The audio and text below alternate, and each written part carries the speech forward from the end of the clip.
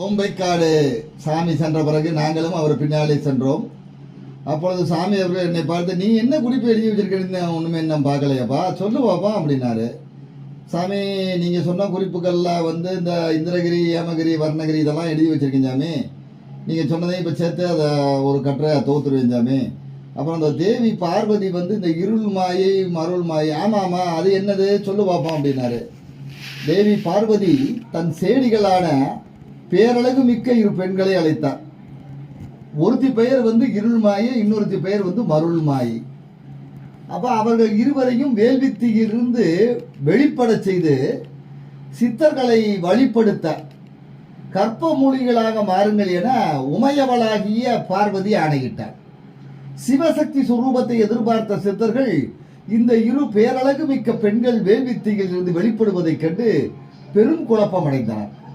இவர்கள் அழகில் ரிஷிகளும் சித்தர்களும் அஷ்டதிக்கு பாலகர்களும் மயங்கினர். அதாவது நம்ம ரிஷின்னு சொல்றோம், சித்தர்னு சொல்றோம், அஷ்டதிக்கு பாலகர்கள் சொல்றோம். எல்லாமே தேவர்கள் அம்சத்துல உள்ளவங்க, தேவர்கள் தான். அவங்களுக்கு அந்த பெண்ணாசை அவங்கள விட்டு போகல, மண்ணாசை போகல போல. பெண்ணை கண்டு மயங்குறாங்க. என்னடா அப்படித்தானே அர்த்தம் அப்படின்னு. ஆமா சாமி. அப்ப மற்றவர்கள் நிலையோ சொல்ல வேண்டாம். சித்தர்கள் நிலையே இப்படி என்றால் மற்றவர்கள் நிலையை சொல்ல வேண்டுமோ? இந்த அழகு மற்றவர் அறிவை கெடுப்பதற்கு முன்பு அவர்களை சபிக்க முடிவு செய்தனர் சித்தர்கள். யாரா இந்த சித்தர்களை காப்பாற்றணும்னா இந்த ரெண்டு அழகு பெண்களையும் வேள்வித்தியிருந்து வெளிப்பட்ட இருள்மாயும் அருள்மாயும் சபிக்கணும்னு முடிவு பண்றாங்க. முடிவு பண்ணிட்டு சித்தர்கள் தங்கள் சாபத்தால் எங்களுக்கு மேன்மை கிடைக்க வேண்டும் என்று தெரிந்து கொண்ட அந்த பெண்கள் சித்தர்களிடம் வேண்டினர். அவர்கள் அழகில் மயங்கியிருந்த அஷ்டதிக்கு பால இருவரான அக்கினியும் வர்ணனும் சித்தர்களிடம் பின்வரும் கோரிக்கையை வைத்தனர். அதாவது அழகில் மயங்கி கிடந்தவங்க நிறைய பேர், அதில் அஷ்டதிக்கு பாலர்கள் 2 பேரும் மயங்கி கிடந்தாங்க. ஒருத்தன் அக்கினி, ஒருத்தன் வர்ணை, நெருப்பும் நீரும். அழகுடன் சேர்ந்தே இருக்கும்படியாக தங்களை சபிக்குமாறு வேண்டினார். அவன் என்ன சொல்ற, சபிங்க, ஆனால் அழகிகளோட சேர்ந்து இருக்கிற மாதிரி சபிக்க அப்படின்னு நான் சொல்ல சாமி. அப்போ பாரு, அப்பவும் அந்த பொம்பளாஜ உடலை அவங்களா.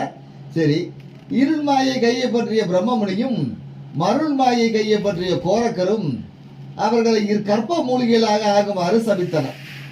ஒருத்தர் இருள் மாயை கையை பற்றிருக்கிறார், அவர் தான் பிரம்மமுனி. இன்னொருத்தர் மருள் மாயை கையை பற்றிருக்கிறார், அவர் தான் கோரக்கர்.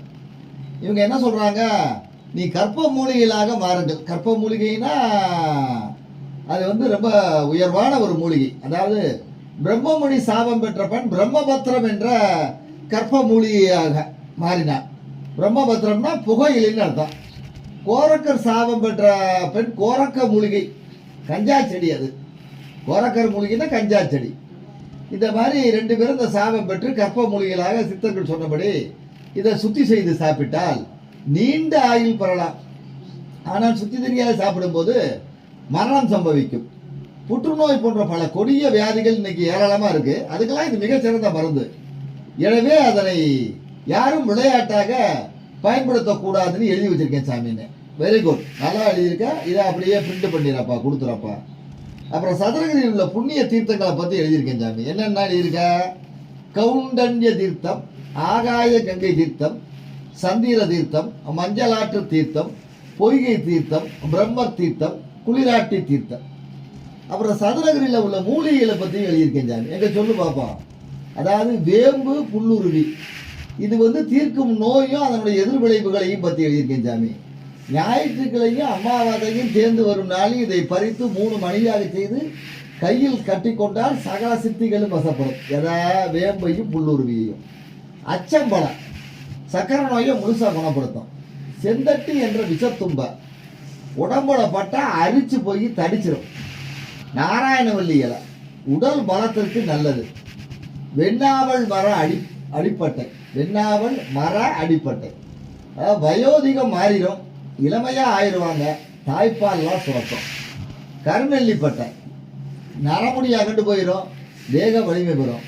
பிள்ளை வளரி கிழங்கு மாதவிடாய் நாளில் சாப்பிட்டால் குழந்தை பேரு கிடைக்கும். மலப்பூசணி கிழங்கு தீயில் சுட்டு சாப்பிட கரு தரிக்காது. தீய மரத்துப்பட்டை விஷமுறியும் வலி குறையும். சிறியானங்க இலை, இந்த சாத்தை குடிச்சோம்னா பாம்பு விஷம், எவ்வளவு பெரிய கொடிய விஷமுள்ள பாம்பு கடிச்சாலும் விஷம் இறங்கிடும். குருட்டு கொழுஞ்சி இலை சாற்றை மோருடன் சேர்ந்து கலந்து சாப்பிட்டால் இந்த மஞ்சள் காமாலை நோய் நீங்கும். செங்கடுக்காய் மரம், வெள்ளைப்புணல், முருங்கை மரம், ரோம விருட்சம், இந்த மரங்களுடைய காய், பால், பட்டை இவைகள் உடல் வலிமை பெற பயன்படும். கந்திசி மரம், இதன் பட்டையை உரசி உடல் கொப்பளங்களில் போட்டால் அவை நீங்கும். பட்டையை வீட்டு வாசலில் கட்டி தொங்கவிட கண் திருஷ்டி அகலும்.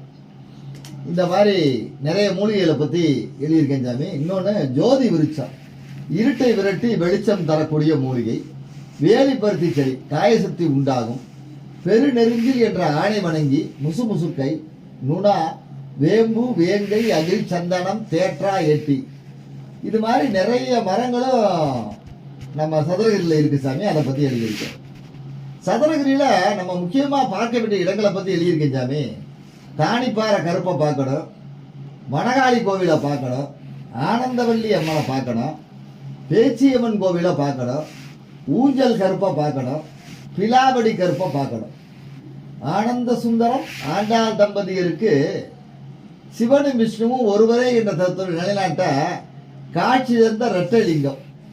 அதாவது ஆனந்த சுந்தரம் ஆண்டாள ஒரு ஒருத்தர் தம்பதியர், அவங்களுக்கு சிவா விஷ்ணு ரெண்டு பேரும் ஒருத்தர் தாங்கிறத நிரூபிக்கிறதுக்காக ரெட்டலிங்கத்துக்கிட்ட, அது ராமதேவரால் பூஜிக்கப்பட்ட லிங்கம், காட்சி கொடுத்ததை பற்றி எழுதியிருக்கேன் சாமி.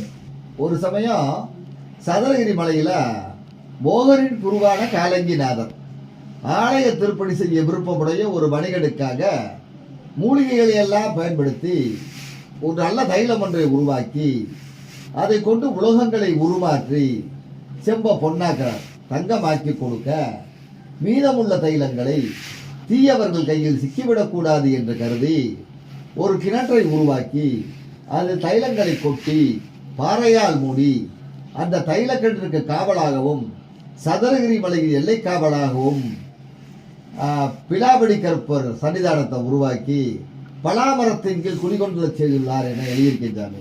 சரியா சாமி? ரொம்ப சரிடா, கரெக்டாக எழுதியிருக்க. பிலாபடி கருப்பர் சன்னிதானம் ஏன் உருவாடுச்சு. அப்புறம் சாமி இந்த பச்சைமால் சடைமங்கை கதையை பற்றி எழுதியிருக்கு சாமி. இங்கே சொல்லு பார்ப்போம், அதையும் சொல்லு. இடையர் குலத்தில், அதாவது இடையர் குலம்னா கோடர், இந்த இடையர் குலத்தில் கண்ணனுடைய குலம். இடையர் குலத்தில் பிறந்த பச்சைமால் சடைமங்கை தம்பதியர் பாலை வித்து தங்கள் பொழப்பை நடத்தி வந்தனர்.